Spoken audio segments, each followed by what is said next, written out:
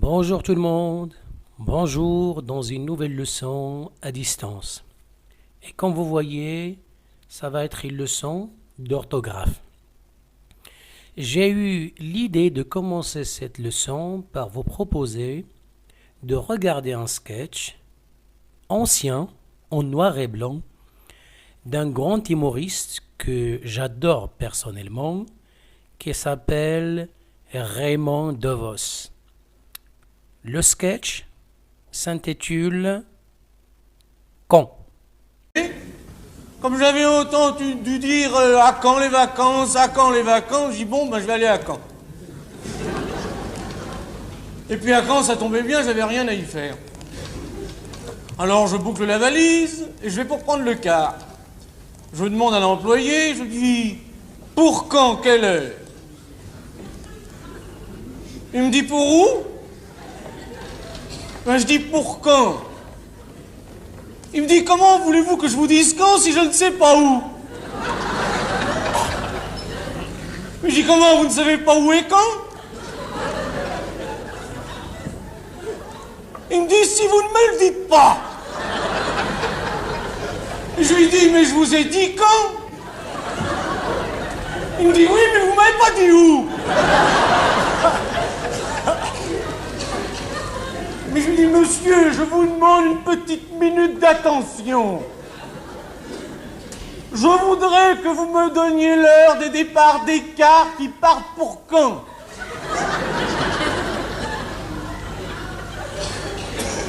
Enfin, je lui dis, monsieur, Caen? Dans le Calvados? Il me dit, c'est vague. Oh, je lui dis, enfin, monsieur, ma parole, vous débarquez. Ah, il dit là où a eu lieu le débarquement. En Normandie, à Caen, oui. Ah, je dis ben voilà. Pour ceux qui ont eu du mal à comprendre, je vous invite à regarder une deuxième fois l'extrait et cette fois-là, il est sous-titré.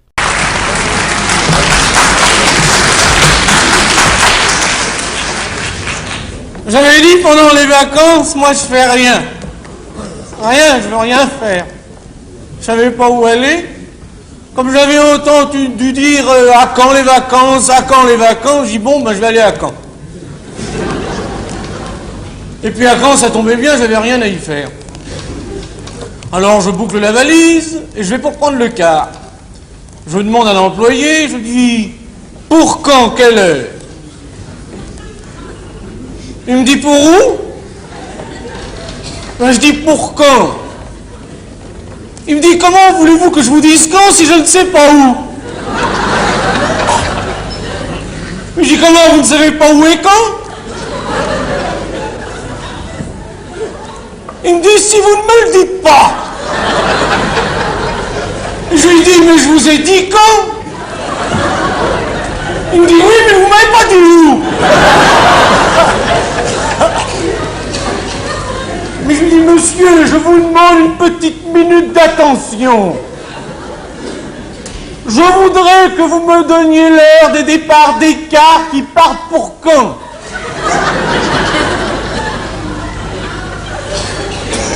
Enfin, je lui dis, monsieur, Caen? Dans le Calvados? Il me dit, c'est vague. Oh, je lui dis, enfin, monsieur, ma parole, vous débarquez. Ah, il dit là où a eu lieu le débarquement. En Normandie, à Caen, oui. Ah, je dis ben voilà. Eh bien, il me dit prenez le car. Et ben je lui dis par quand? Il me dit par au car. Et je lui dis le car est passé. Et ben il me dit si le car est passé, vous l'avez raté. Et moi je dis le prochain. Il me dit le prochain il part à 7. Je lui dis mais il va à Caen. Il me dit non il va à 7. Mais je lui dis moi je vais pas à 7, je vais à Caen. Maintenant que vous avez regardé et le sketch sans sous-titres et la partie, ou plutôt le sketch sous-titré, Dites-moi, qu'est-ce qui fait rire dans ce sketch? Qu'est-ce qui crée l'humour dans ce sketch? Oui, ceux qui ont compris le sketch ont compris qu'il y a un malentendu, qu'il y a une méprise, qu'il y a un quiproquo.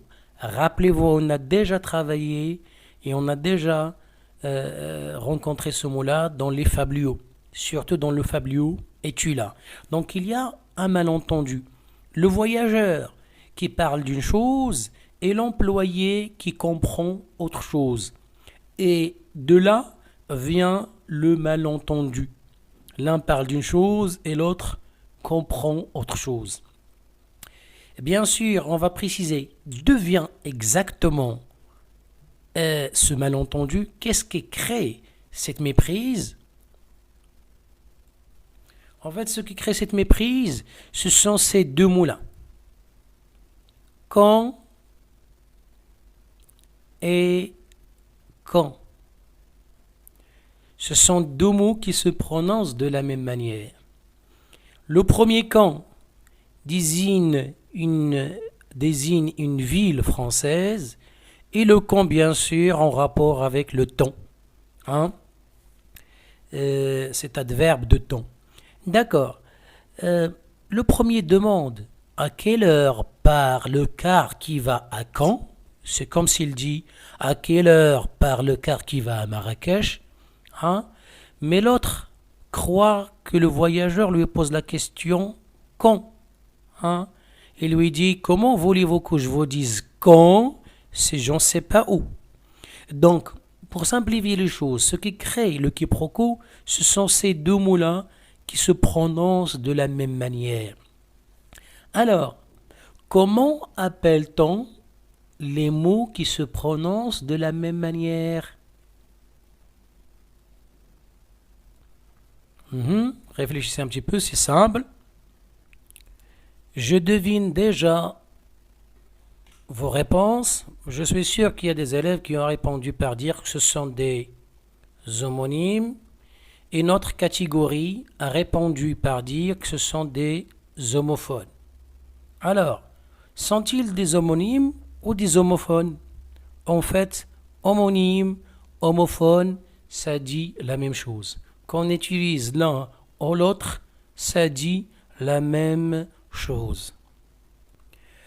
Personnellement, je préfère homophone. Pour la simple raison, c'est plus facile d'expliquer pour certains ou à certains élèves. Ils comprennent mieux avec le mot homophone. Le mot homophone, je peux le diviser en deux parties. Homo, qui veut dire même, la même, et phone, qui veut dire voix, prononciation. D'accord? Donc je préfère moi personnellement travailler avec, ou plutôt utiliser le mot homophone pour la simple raison, ça me facilite la chose d'expliquer à certains élèves qui ont du mal à comprendre. Donc les homophones, ce sont des quoi? Ce sont des mots homo qui ont la même et phone, prononciation, qui ont la même prononciation. Donc les homophones sont des mots qui ont la même prononciation. Bien sûr, faites attention, ça n'a pas réglé le problème. Parce que quand on demande aux élèves de donner une définition, on a parfois plusieurs définitions différentes. Donc la définition que j'ai donnée n'est pas complète. C'est la première partie de la définition. Les homophones sont des mots qui ont la même prononciation et un sens différent. Qui ont la même prononciation et un sens différent. Donc, comme ici, comme le cas ici, quand qui désigne, c'est le nom, c'est un nom propre, regardez bien sûr, il commence par majuscule, c'est un nom propre désignant une ville française, et quand, qui est un adverbe de temps. Faites attention, quand peut aussi, dans certains cas, être conjonction. D'accord? Donc, deux mots qui ont la même prononciation, quand, mais ils ont un sens complètement différent. Donc, c'est ça, les homophones ou les homonymes. sont des mots qui ont la même prononciation mais un sens différent. Bien sûr, les homophones, ou si vous préférez les homonymes, il y en a plusieurs en français. Vous connaissez les plus connus, vers, hein, mère, père, et ainsi de suite. Il y en a plusieurs. Maintenant, les homophones, ou les homonymes si vous voulez, est-ce qu'ils s'écrivent de la même façon ou est-ce qu'ils s'écrivent différemment? Ça aussi c'est un point qui pose problème quand on parle des homophones. Hein? Donc je réponds sur le champ. Les homophones sont des mots qui se prononcent de la même manière, qui ont un sens différent. Parfois, elles peuvent s'écrire différemment, mais parfois, elles peuvent avoir la même orthographe. Voici quelques exemples d'homophones ou d'homonymes qui s'écrivent de la même manière. Le mode, la mode. Le voile, la voile. Le mousse, la mousse. Le mode, comme par exemple le mode d'emploi. Hein? Vous achetez une machine, quelle que soit cette machine, un appareil, vous trouvez avec cette machine un livret, un petit livre, un livret, quelques feuilles, qui vous montre comment faire fonctionner cette machine. C'est le mode d'emploi. Bien sûr, on peut utiliser le mot mode dans plusieurs contextes. La mode, vous connaissez ce que ça veut dire, la mode. La tendance, le style, les derniers cris dans les vêtements, dans le style. Par exemple, on dit que Paris est la capitale de la mode. Le voile, hein, masculin, c'est ce cache, ce foulard que mettent les femmes musulmanes sur leur tête. Hein, c'est le voile. La voile, c'est en rapport avec les bateaux. Donc certains bateaux bougent ou se meuvent grâce au vent. Et tous ces bateaux, ils ont une voile. Hein, ce qu'on appelle des bateaux à voile. Bien sûr, les voiles, on les trouve même dans les grands bateaux, les frégates, les caravelles, et ainsi de suite. Donc, c'est en rapport avec les bateaux. Le mousse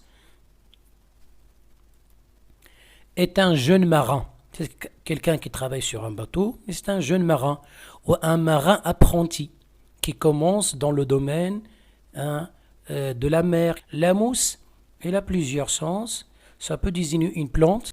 Ça peut aussi désigner la mousse qu'on utilise sur les gâteaux, ou même pour les hommes qui se rasent la barbe, la moustache, ils utilisent ce qu'on appelle une mousse pour se raser. Donc vous voyez, deux mots qui se prononcent de la même manière, qui s'écrivent de la même manière et qui ont un sens différent. D'abord, ils se prononcent de la même manière, mode, mode, voile, voile, mousse, mousse. Donc ce sont des homophones. Et ils s'écrivent de la même manière, M-O-D-E, M-O-D-E, et ainsi de suite. Alors, ils se prononcent de la même manière, ils ont un sens différent, ce sont des homophones. Maintenant, ils s'écrivent aussi de la même manière. Comment on va appeler, ou comment appelle-t-on les mots qui s'écrivent de la même manière? Comment appelle-t-on ce genre de mots? Ce sont des homographes. Alors ici, on a des mots qui se prononcent de la même manière et qui s'écrivent de la même manière. Donc ce sont des homophones homographes. Donc ce sont des homographes. Pour homographe, on peut l'expliquer de la même façon que le mot homophone. Homo, la même, et graphe, orthographe. Donc les homographes, ce sont des mots qui ont la même orthographe. Et les homophones sont des mots qui ont la même prononciation. S'ils ont la même prononciation et la même orthographe et un sens différent, ce sont des homophones homographes. Donc, pour les exemples de tout à l'heure, mode, mode, voile, voile, mousse et mousse, nous avons dit que ce sont des homophones homographes. Regardez ces deux mots, cet exemple, et dites-moi, est-ce que ce sont des homophones homographes? Déjà, ce sont des homographes, puisqu'ils s'écrivent de la même manière, puisqu'ils ont la même orthographe. R-A-T-I-O-N-S. Même chose pour le deuxième mot. Donc, ce sont des homographes. Maintenant, reste à savoir, est-ce que ce sont des homophones? Est-ce qu'ils ont la même prononciation? Non, ils n'ont pas la même prononciation. Ils ont la même orthographe, mais pas la même prononciation. Ici, on va dire ration. Et le deuxième mot est ration. Ou l'inverse, bien sûr, comme vous voudrez. Donc, ce sont des mots qui ont la même orthographe, mais pas la même prononciation. Ration, ration. Ration, ça c'est le pluriel, bien sûr. Une ration. J'ai mis bien sûr le pluriel pour avoir la même orthographe qu'au ration. Une ration, c'est une partie de quelque chose. Au mieux, c'est une quantité. Par exemple, pendant la guerre, on donnait aux soldats chacun sa ration, chacun sa quantité qu'il doit manger par jour. On lui donne, je ne sais pas, de la soupe, de la bouillie, par exemple, du pain. Pour simplifier les choses, je peux dire c'est une quantité ou c'est une partie de quelque chose. Donc une ration, ici bien sûr je l'ai mis au pluriel, et ration, c'est le verbe rater à l'imparfait. Je ratais, tu ratais, il ratait, nous rations, vous ratiez, il ratait. Donc c'est le verbe rater. Rater le car, rater le train. Pour faire le rapport avec le sketch que je vous ai fait voir tout à l'heure de Raymond DeVos, donc on peut dire que le voyageur a raté le car. Donc il n'est pas venu à l'heure du départ du car et donc il a raté le car. Un élève qui s'absente pendant un examen peut dire qu'il a raté l'examen. Mais surtout on le dit souvent pour les moyens de transport, raté, mais bien sûr, on peut l'utiliser dans d'autres contextes bien sûr. Donc, ce que nous avons constaté ici, que c'est pas parce que ces deux mots s'écrivent de la même manière qu'ils se prononcent nécessairement de la même manière. Non, ils ont la même orthographe, ce sont des homographes, mais ils n'ont pas la même prononciation. Donc ce sont des homographes, mais pas des homophones. J'ai fait cet exemple ici, même si on travaille les homophones. Et ces deux mots, ne sont pas des homophones, mais seulement pour vous dire, faites attention, il y a des homographes qui ne sont pas des homophones. Donc, je récapitule. Les homophones, ou si vous voulez, les homonymes, sont des mots qui ont la même prononciation, mais un sens différent. Parfois, elles s'écrivent différemment, et parfois, elles peuvent avoir la même orthographe. Maintenant, regardez ces deux exemples, ces deux paires de mots. Pain, pain et ce et ce. Bien sûr, chaque paire, ce sont des homophones, pain et pain, ce et ce. Les deux exemples sont des homophones. Mais il y a quand même une différence entre ces deux paires de mots. Il y a une différence entre pain et pain et ce et ce. Il y a quand même une petite différence. Même si les deux paires sont des homophones, mais il y a une différence. Donc, pour distinguer ces deux mots-là, on a besoin de quoi? On a besoin de connaître leur sens. Le sens de ces deux mots-là pour pouvoir distinguer l'un de l'autre. Donc, on a besoin du lexique, on a besoin du vocabulaire. Donc, on a besoin de comprendre le sens. Par contre, ici, pour distinguer ces deux mots et pouvoir les utiliser, il faut comprendre les règles de la grammaire. Ces deux exemples vont nous mener à distinguer deux types d'homophones. Les homophones lexicaux, d'accord? Voici quelques exemples d'homophones lexicaux. Les homophones lexicaux concernent les mots lexicaux. Et qu'est-ce que les mots lexicaux? Ce sont les mots qui ont un sens en eux-mêmes. Ce sont des mots, pour les comprendre et pour pouvoir les utiliser, on a besoin de comprendre leur sens, on a besoin d'un bagage lexical. Et donc c'est pourquoi on les appelle des mots lexicaux. Quand il s'agit de deux mots lexicaux qui ont la même prononciation, on parle d'homophones lexicaux. Regardez, pour simplifier les choses, les homophones lexicaux sont les noms, les adjectifs, les adverbes et les verbes. Quand il s'agit de ces 4 catégories grammaticales, les noms, les adjectifs qualificatifs, certains adverbes et les verbes, on parle d'homophones lexicaux. Il y a aussi bien sûr les homophones grammaticaux. Les homophones grammaticaux concernent les mots grammaticaux. Ce sont les mots qui n'ont pas un sens en eux-mêmes. D'accord? Et pour simplifier les choses, je dirais ce sont les déterminants, les prépositions, les pronoms, les adverbes et les verbes aussi. Ce sont des mots qui n'ont pas un sens en eux-mêmes et pour les distinguer et pour pouvoir les utiliser, on a besoin d'une connaissance des règles de grammaire. Et pas le lexique, mais plutôt la grammaire. Et c'est pourquoi on les appelle des mots grammaticaux. Quand il s'agit de 2 mots grammaticaux qui ont la même prononciation, on parle d'homophones grammaticaux. Donc, récapitulons. Les homophones sont des mots qui ont la même prononciation et un sens différent. Certains s'écrivent de la même manière, d'autres s'écrivent différemment. Il y a les homophones lexicaux concernant les noms, les adjectifs, les verbes et certains adverbes, et il y a les homophones grammaticaux concernant les prépositions, les déterminants, les pronoms, les adverbes et aussi les verbes. Maintenant, passons à autre chose. C'est la deuxième partie de la leçon, mais elle est plus courte, ça ne prendra pas beaucoup de temps. Observez bien ces paires de mots. Consommer, consumer, évoquer, invoquer, acceptation, acception. Qu'est-ce que vous remarquez? Vous allez bien sûr comparer chaque paire à part. Vous allez comparer par exemple consommer avec consumer.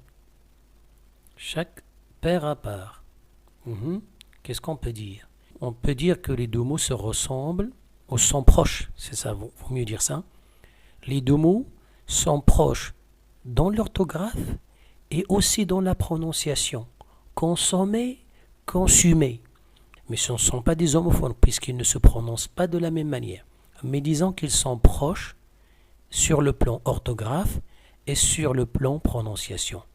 C'est le cas aussi pour évoquer, invoquer, acceptation, acception.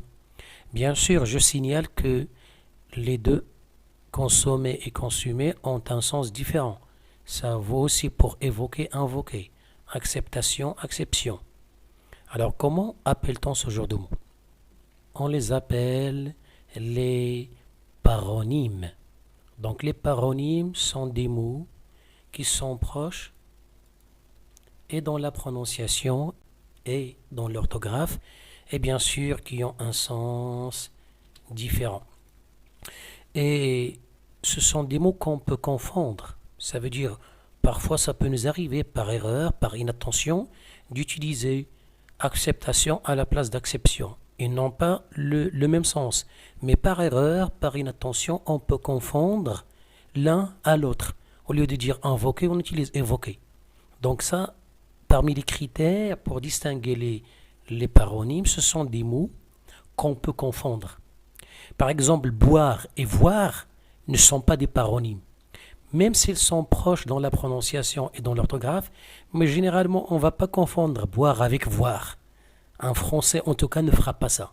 Mais par contre, entre acceptation et acception, ou invoquer et évoquer, on peut parfois commettre une erreur et faire une confusion entre les 2. Donc, ce sont des paronymes.